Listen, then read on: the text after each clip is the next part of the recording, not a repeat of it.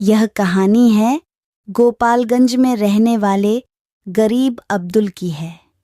वह अपना गुजारा चलाने के लिए पटरी पर बैठकर छोटा मोटा घरेलू सामान बेचता था और त्योहार पर भी दुकान लगाता था। बाबा, सब्जी कितने का दिया?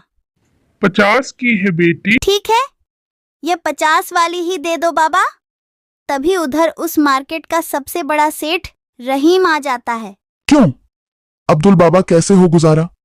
सही से हो रहा है ना? सब आपकी दया है सेठ।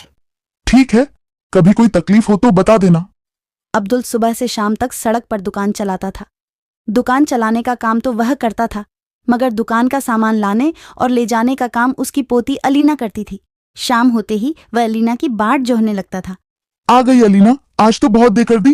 क्या करती दादाजी, आज स्कूल का बहुत सारा काम था, इसीलिए देर हो गई। कोई बात नहीं, बेटी झिलगा कर पढ़ाई करेगी तभी तो बड़ी अफसर बनेगी। मुझे विश्वास है तू एक दिन अवश्य बहुत बड़ी अफसर बनेगी। आपका आशीर्वाद रहा तो जरूर बन जाऊंगी। दादाजी, अब घर चले। हाँ चल, बहुत भूख लगी है। वाह, दोनों साथ में घर चले जाते हैं। अब्दुल खाना खाकर सोने के लिए लेटता है तो अचानक ही उसकी नजर बेटे और बहू की फोटो पर अटक जाती है और अब्दुल रोने लगता है। उसका समय अलीना वहां एक जाती है और अब्दुल से कहते हैं, दादाजी आप रोने क्यों लगे? मैं आपकी आंखों में आंसू नहीं देख सकती। तुम्हारे अम्मी अब्बू की याद आ गई बेटी। दादाजी आप रोइए, अल्लाह को वही मंजूर था तो अब क्या कर सकते हैं, वो नहीं रहे तो क्या। मैं हूं ना। इसके कुछ दिन बाद ही अब्दुल अचानक बीमार पड़ जाता है और घर की माली हालत हो जाती है। दादाजी अब क्या करूं, घर में खाने के लिए कुछ भी नहीं है और ऊपर से आपके लिए दवा भी लानी है। बेटी तू रहीम सेठ के पास जा, बहुत भले आदमी है, कुछ ना कुछ मदद जरूर करेंगे। ठीक है। दादाजी अलीना बाजार में रहीम के ऑफिस में जाकर उन्हें सब बताती है और उनसे मदद मांगती है। देख बेटी, मैं अब्दुल की बहुत इज्जत करता हूँ। अगर तुम चाहो तो मैं तुम्हें अपने घर पर काम पर लगा सकता हूँ। इससे तुम्हें भर पेट खाना भी मिलता रहेगा और अब्दुल का इलाज भी होता रहेगा। जी, मैं कल से ही काम पर आ जाऊंगी। अलीना के यह कहने पर रहीम उसे कुछ पैसे दे देता है। लो, ये पैसे ले जाओ और खाने पीने का सामान, और अब्दुल के लिए दवाइयाँ खरीद लो। उस दिन के बाद अलीना रहीम के घर काम करने लगती है, मगर वहाँ भी उसके साथ अच्छा नहीं होता। रहीम का लड़का फिरोज उसे अकेले पाते ही उससे छेड़छाड़ करने लगता है। अम्मी, मेरा रूम गंदा हो गया है, इस अलीना से कहो ना कि थोड़ी सफाई वफाई कर दे। हाँ क्यों नहीं, जा बेटी इसके रूम की सफाई कर दे। ठीक है मालकिन।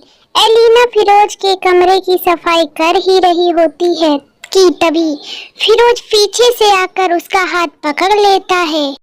हमारा हाथ छोड़ो फिरोज बाबू। अगर ना छोड़ूं तो क्या कर लोगी? चिल्लाकर सबको बता दूंगी। देख लो, मेरी बात नहीं मानोगी तो बहुत बुरा होगा। बहुत बुरा हो या भला हो परवाह नहीं, मुझे अपनी इज्जत जान से भी ज्यादा प्यारी है। अब मुझे परेशान करना छोड़ दो, वरना मालकिन से बोल दूंगी। फिरोज की इन गंदी हरकतों से धीरे धीरे अलीना बहुत दुखी रहने लगती है। फिर एक दिन, क्या बात है अलीना, तुम रो क्यों रही हो? मालकिन, बात ही कुछ ऐसी है कि बताना भी चाहती हूँ और बताने से डरती भी हूँ, कहीं आप मुझ पर शक ही ना करने लगे। नहीं करूँगी, तू बता तो। जब भी हम अकेले होते हैं फिरोज बाबू हमें छेड़छाड़ करने की कोशिश करते हैं। यह सुनकर फातिमा ज्यादा गंभीरता नहीं दिखाती, बल्कि उसे हंसते हुए समझाती है, तुम यह बात किसी और से बिल्कुल मत करना, इस उम्र के लड़के अक्सर ऐसा कर देते हैं। मैं उसे समझा दूंगी और वो ऐसी हरकत करना बिल्कुल छोड़ देगा। ठीक है मालकिन। फातिमा को यह बताने पर भी फिरोज की हरकतों पर लगाम नहीं लगती। वह रोज रोज उसे तंग करता रहता है और हार कर एलिना अपने दादाजी के पास आकर रोने लगती है और उन्हें सच्चाई बताती है। बाप तो अल्लाह जैसा है पर बेटा ही बुरा निकला। बेटी तुम कल से वहाँ काम पर मत जाओ। गरीब के पास इज्जत ही तो होती है। वो भी चली गई तो किसी को क्या मुंह दिखाऊंगा। अगर काम पर नहीं गई तो गुजारा कैसे होगा दादाजी। ईद वाले दिन भी फिरोज एलिना को तंग करता है। तभी एलिना भागी भागी फिरोज के अब्बू पास जाकर सारी बातें बताती है।